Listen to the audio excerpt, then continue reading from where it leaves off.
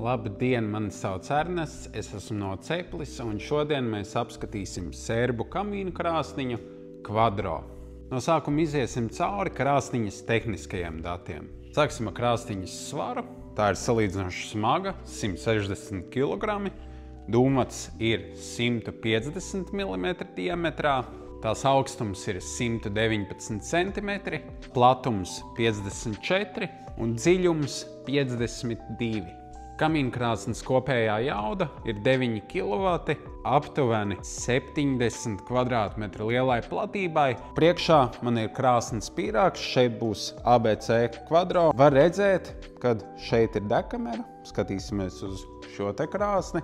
Tātad dūmi iziet cauri vairākām cukām, pirms tie iziet pa dūmvadu ārā, kas paaugstina krāsnes efektivitāti un paildzina gan degšanas laiku, kā arī tas samazina malkas patēriņu, jo viss siltums neizplūst ārā pa skursteni, bet gan iziet lēnām cauri krāsnes korpusam. Ja mēs skatāmies uz šo te krāsni, varam redzēt, ka šeit ir tukšums. Šī ir domāta kā sildīšanas zona. Jūs vēlaties uzlikt kaut ko sildīties, tad šī būs īstā vieta, bet vairāk jau mēs skatāmies uz šo te daļu, kas ir aizslēgta, un šeit tad arī ir iestrādātas šīs te cukas, caur kurām tad šīs te dūmgāzes lēnām iziet cauri un atdod maksimālu siltumu. Tagad jau apskatīsim krāsniņas augšdaļu. Tā ir izgatavota no tērauda. Tā ir pāris konvekcijas atveres, kur siltais gaiss var izplūst, un dūmats ir pieejams tikai no augšas. Pati augšējā daļa ir noņemama. Noņemot augšu, var redzēt nedaudz krāsnes uzbūvi.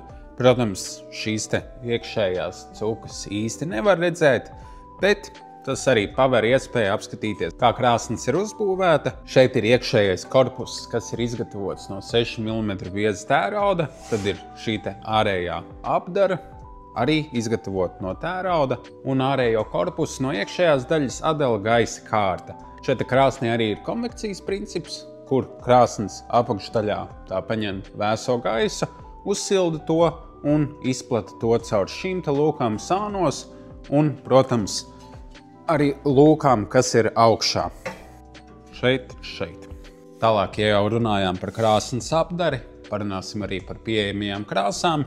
Krāsas pieejamās ir divas, šādā te diezgan unikālā un skaistā zelta krāsā un pieejama arī melnā krāsā. Tālāk jau nonākam līdz šai te daļai, kas ir vairāk sildīšanas zona, un tā sastāv no tērauda plāksnes, kurā iekšā ir ķieģeļi, kas padara to diezgan smagu. Protams, var teikt, ka šī te plāksne arī akumulēs siltumu, dēļ tā, ka tā ir salīdzinoši smaga un, protams, tajā ir ķieģeļi, bet vairāk tā ir, lai tiešām šī būtu sildīšanas zona, nevis cepšanas. Siltums tiks vienmērīgāk izplatīts. Tas nozīmē, ka, teiksim, uzliekot cimdus vai ko tam līdzīgi, tie neaizdegsies, bet patīkami uzsils. Tālāk jau nonākam līdz katras kamīnkrāsnes vienai no svarīgākajām detaļām. Tās dekameras durvīm, kurās ir iestrādāts patiešām liels dekameras stikls, kurš pateicoties sekundārajai gaisa padevei, pa kurām runāsim tālāk, paliks arī tīrs un neaizkvēps. Pašas durvis ir izgatavotas no augstas kvalitātes tērauda, rokturis ir neuzkarstošs, tam ir arī tāds kā gumijas pārklājums. Patīkam skaņa arī atverot durvis, var dzirdēt, kad viss noblīvējās. Atverot durvis, varam redzēt biezu degauklu visapkārt. Šis te ir nerūsējošais tērauds, kas ir vieglāk tīrāms un arī tiek uzskatīts, ka izturīgāks pret karstumu. Kā jau minēju, aiztaisot, atverot durvis, šī te patīkamā skaņa, nekas nekustās, viss ir kārtīgi noblīvējies. Un tas arī ir viens no veidiem, kā pārbaudīt, vai malkas krāsnes ir augstas kvalitātes. Ir tieši pie šādām te detaļām.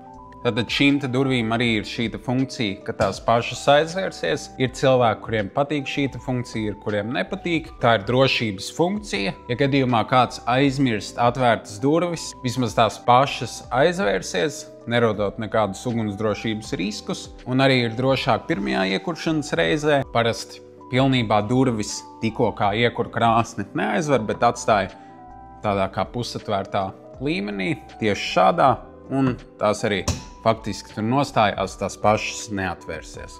Bet tagad jau apskatīsim pašu dekameru. Var redzēt, ka priekšā ir tērauda malkas sargs stiklam. Tas ir izņemams vienkāršākai tīrīšanai. Tālāk jau ir centimetru bieza čuguna reste. Šī te čuguna reste var redzēt, ka tā ir šāda te tā kā dziļāka, nav vienkārši taisna, bet ar šādu te izliekumu, kas arī aizsargās šo te daļu. Tā kā principā šim te tērauda apdarei nekur nav saskarsme ar uguni. Tikai ar šo te biezo čuguna resti un visiem šamatu ķieģeļiem. Šādi te izskatās tā reste. Protams, mums arī ir pieejams visas rezerves detaļas. Tālāk jau skatāmies uz šamatu ķieģeļiem, kas ir viss cauri dekamerai. Protams, arī augšā, kur ķieģeļi ir viss cauri un nav tā, ka dūmi iet pa taisnu ārā, bet gan cauri vairākiem ķieģeļu slāņiem. Tālāk jau redzam šo te izgriezumu, kas tas ir. Kā jau iepriekš minēju, šai krāsnī ir sekundārā gaisa padeve, kas, protams, tās primārais mērķis ir paildzināt degšanas ilgumu, kā arī uzlabot krāsnes efektivitāti, bet, protams, tas arī atrodas tieši virs stikla, veidojot tādu kā vēsā gaisa kārtiņu un aizsargājot stiklu no aizkvēpšanas. Protams, apskatīsim arī krāsniņas dekameras ietilpību. Dekameras dziļums ir 25 cm, bet tās platums aptuveni ir 33 cm, kas nozīmē, ka tāds optimālais malkas garums ir aptuveni šie 33 cm, ja jūs gribat likt katru pagali taisni šādā te veidā un cieši vien pie otras. Protams, arī ielikt lielākas pagalas šeit dekamera augstuma ziņā ir diezgan iespaidīga, līdz pat kādiem 40 cm var ielikt, bet tā būs viena vai divas pagalas. Pārsvarā jau būtu labāk kurināt ar šīm 30-33 cm garajām pagalēm. Tālāk jau apskatīsim krāsnes tīrīšanu, bet pirms tam paņemsim šo te instrumentu no krāsnes aizmugures. Un šo te instrumentu mēs varam izmantot pelnu kastes izņemšanai.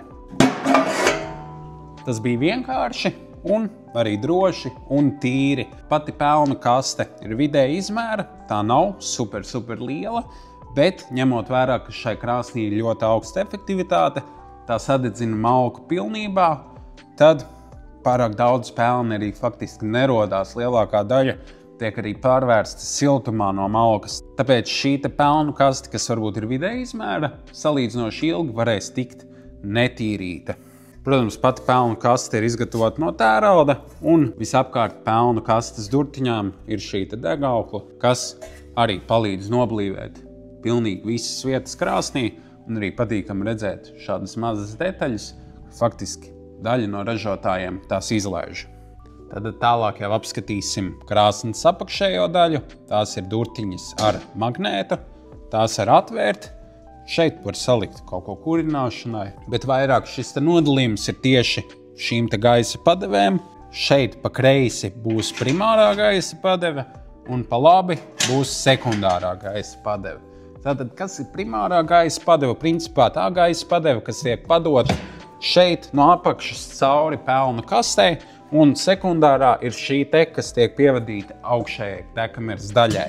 Kad mēs krāsni iekuram, tad abas padeves mēs atveram vaļā pilnībā, varbūt pat nedaudz durvis atstājam šādā te režīmā, bet, kad jau krāsnes iekurās, primāro gaisa padevu varam pilnībā aiztaisīt ciet, tātad to gaisa padevu, kas no apakšas velk, un ar šo te varam regulēt nepieciešamo siltumu. Un, ja šie te rokturi ir uzkarsuši, šeit arī nāk palīgā mūsu instruments, kurš vienmēr būs vēss un patīkams, un to var izmantot šo te kontroļu kustināšanai. Un visbeidzot apskatīsim krāsnes aizmuguri, kas arī ir pilnībā nokrāsot šajā te zelta krāsā vai melnajai versijai melnā krāsā. Un ir patīkami redzēt, ka ir piestrādāts pie šīs te apdares, kur faktiski jau neviens neredzēs, bet šajā gadījumā ar šādu apdari krāsni arī var norietot istabas vidū. Tālāk jau apakšā šī te konvekcijas lūka, kur vēsais gaiss tiek ievilkts un šeit izplūst.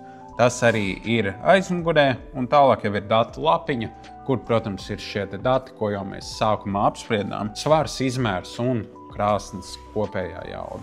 Milzīgs paldies, ka noskatījāties šo apskatu par kamīnu krāsni Quadro.